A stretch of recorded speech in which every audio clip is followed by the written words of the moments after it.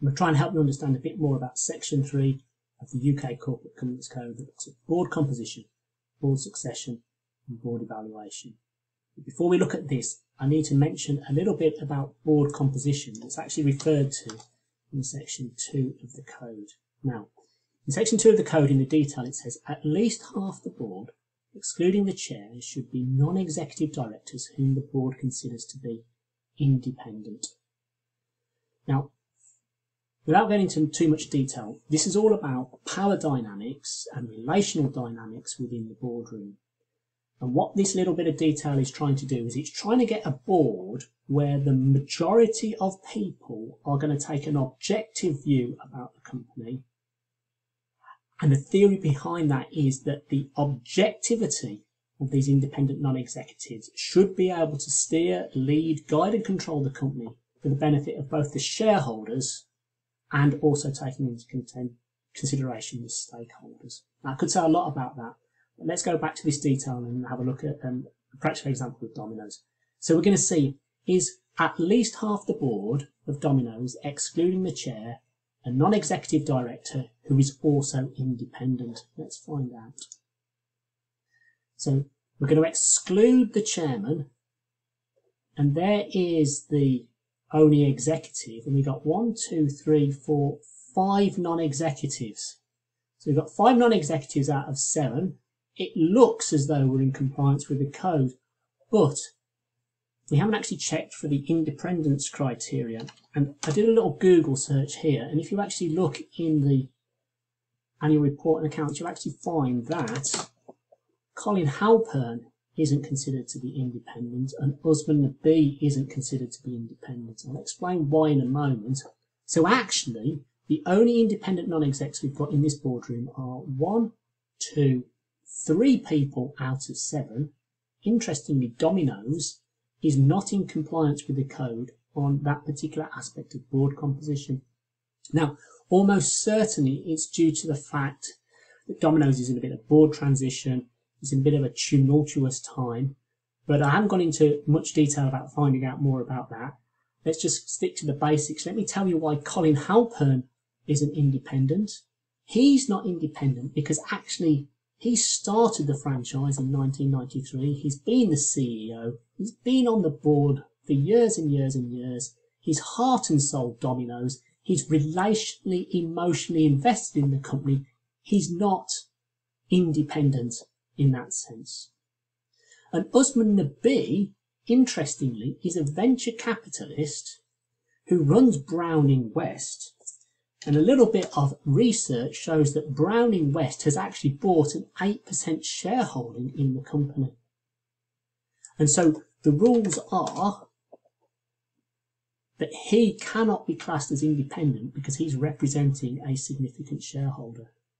Now, you might be thinking he's guaranteed a seat on the board because he owns or represents a company that owns 8% of the shares, but that's not the case. He's been politically shrewd in the way that he's been able to get onto the board.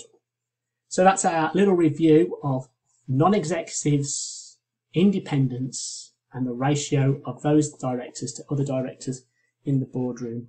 Let's go back to our code and to Section 3, was where we started off originally.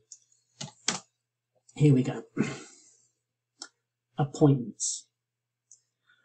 Who chooses who the directors are going to be? Is it the shareholders or is it the directors? Now, interestingly, under UK law, directors are chosen by the directors themselves, or more precisely, a nomination committee comprised of non-executive directors. They choose who the next directors are going to be. Now, that might sound unfair because it means the shareholders haven't got a say in who's going to direct the company in which they own shares. So here is a really important and strong part of the UK Corporate Governance Code. I get rather excited about it. You probably won't because you haven't seen other codes in other countries. But in the UK, to give shareholders a real say in how their companies are governed, it says that all directors should be subject to annual re-election at the annual general meeting. So in the United Kingdom, to give shareholders a say on who the directors are, They're allowed to vote in the annual general meeting to say, we don't want this person to be re-elected.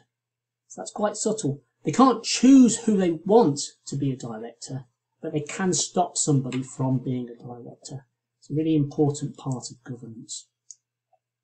Now, ethics pervades governance nowadays, and there's a whole debate in society about diversity. And so this little bit of text here is talking about how the code is encouraging diversity within boards. Again, I don't really want to talk too much about that, but if we go and have a look in the annual general, in the Domino's report, yeah, we'll see them discussing diversity issues. Now, this is not a particularly diverse board. It's a business-focused board. I don't really want to talk about diversity. We'll just go off at a tangent. So let's just go back to the code and have another look at the next bit of the code that says the board should have a combination of skills, experience and knowledge that's going to allow it to govern the company successfully. Now, we had a quick look at this actually in the activities that we did in the last video. So let's have a look at this board, not from a diversity perspective, but from a skills and experience perspective. Interim chair is actually a very, very experienced chief financial officer. Superb financial experience. Colin Halpern started the Domino's franchise, has been around since 1993. I would imagine if you wanted to know about pizza franchising, he's the man to talk to. David Wild, experienced chief executive. Let's camp out on the non-executives and the experience they're bringing. Kevin Higgins, he's worked at Pizza Hut, Taco Bell, and is experienced across Europe and even in the US. So he's got sector-specific experience and knowledge and skills to bring to the board. Helen, here, senior marketing experience. Elias here, we talked about in the last video, he's got turnaround experience because almost certainly Domino's is in a turnaround situation. And Usman there, it's not specifically his skills and experience that he's bringing.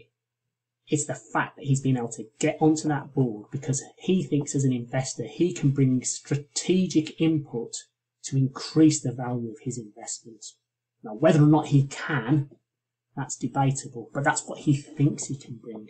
And maybe other shareholders think that too, and that's why they were happy to re-elect him when the appointments committee suggested that he be a director. So that was skills and experience and knowledge. Now let's have a look at this notion of annual evaluation. Interestingly, I think the way that directors are nominated and put forward for re-election is a great part of the UK Corporate Governance Code. I think this annual evaluation bit is almost nonsensical. Effectively, what the code says is each year the board itself should evaluate how well it's doing. I just asked you the question, how effective do you think such an evaluation is going to be? And you would agree with me. I don't think when you evaluate your own performance, you evaluate it particularly objectively. So the code goes a little bit further and says in the largest 350 companies in the UK, there should be an external valuation every year. But again, I'm a bit sceptical as to how effective these external evaluations are. And in fact, in one of the little activities that we've got, I'm going to get you to think about what might have happened in that external evaluation. Now, the point of it is they're wanting the shareholders to gain confidence that the board is thinking about how effectively it's discharging its duties. So, what we've been talking about here is section 3 of the code, which is thinking about how the code is trying to get an effective board.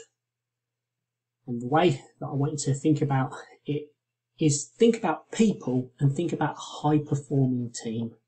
Without going into all the detail, what the code's trying to do is it's trying to get a high-performing team with a balance of skills and experience that's got enough objectivity and independence so that it can govern the company in a way that the shareholders are happy with and can also have a sensitivity to ethical issues as well.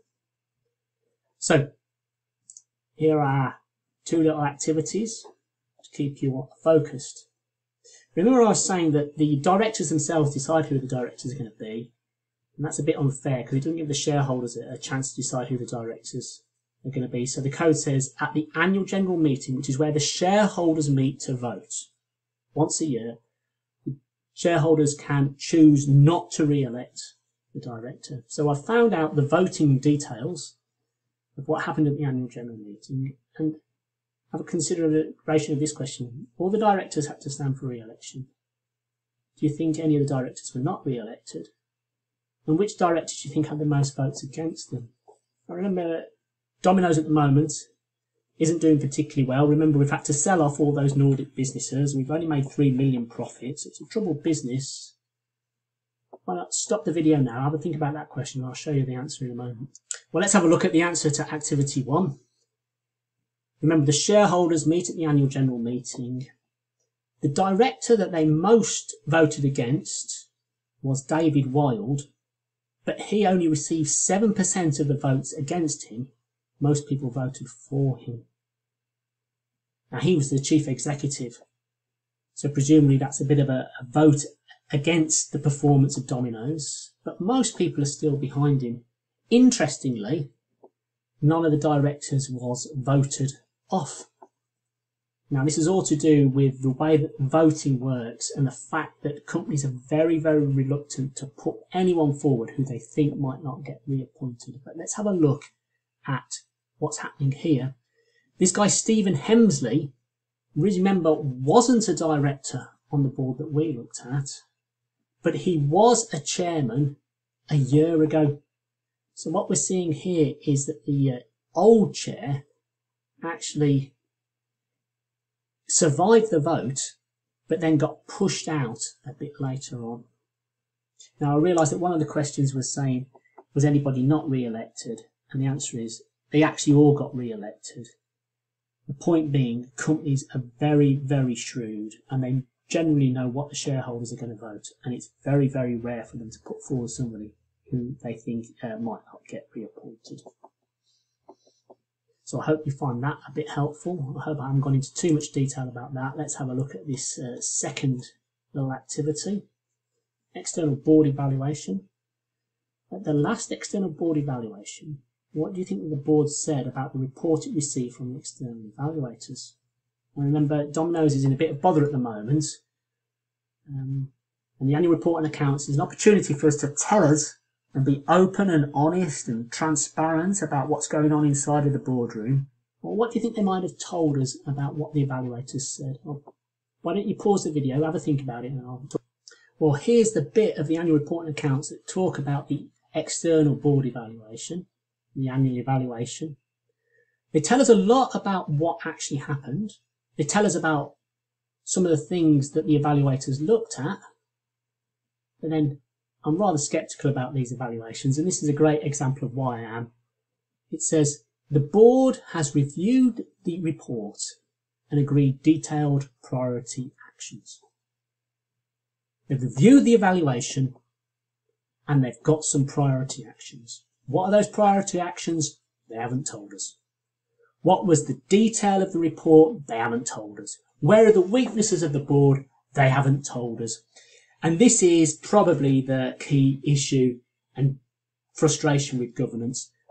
The boardroom, even though we find out a lot about the board from a set of annual reports and accounts, the boardroom is really a black box. It's something we can't really get into. And the times when you really want to see what's happening in a boardroom, if there are issues, if there are problems, it's very difficult to actually find out what's happening. And so here's a great example of a company following the code, having the external evaluation, but they don't have to tell us the full detail. They don't have to tell us the full truth, and they haven't. Which is certainly an indication that there are issues within Domino's. But if I was a shareholder, I wouldn't be too concerned, because this guy, Usman Nabi here, his company's got an 8% shareholding. He will have only bought a stake if he thought he could get a return. So I would trust him if I was a shareholder. I hope you found this helpful. Keep on watching and keep on working. Well done for sticking with this long video.